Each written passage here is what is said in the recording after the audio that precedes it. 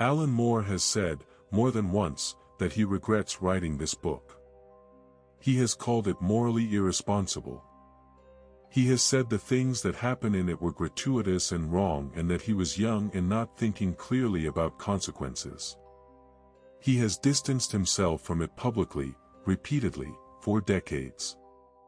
And it is still the most important Joker story ever told.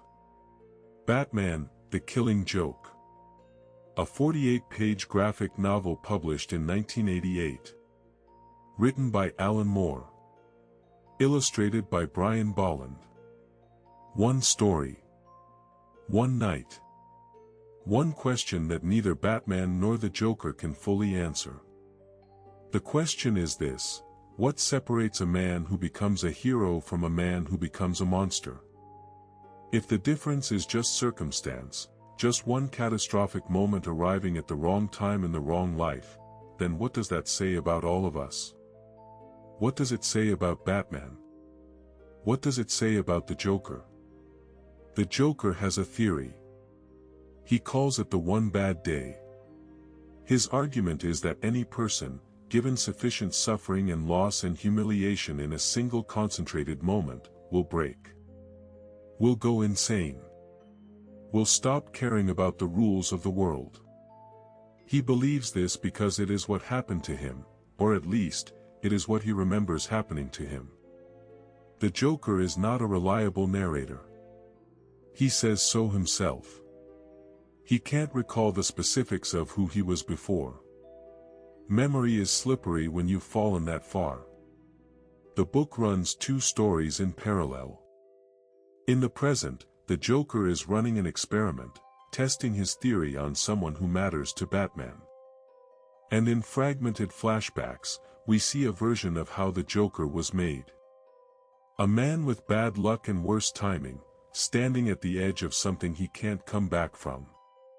Brian Bolland's artwork is the reason this book endures as a physical object.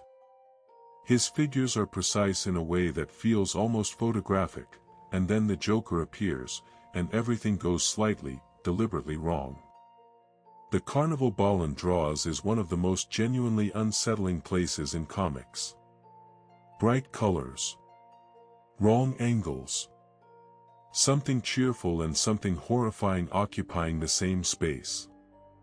Moore builds the Joker here as something close to a philosopher. Not a man who wants wealth or power or revenge. A man who wants to be proven right. Who wants Batman to look at the evidence and admit that the two of them are not so different. That Batman is just one bad day away from where the Joker is.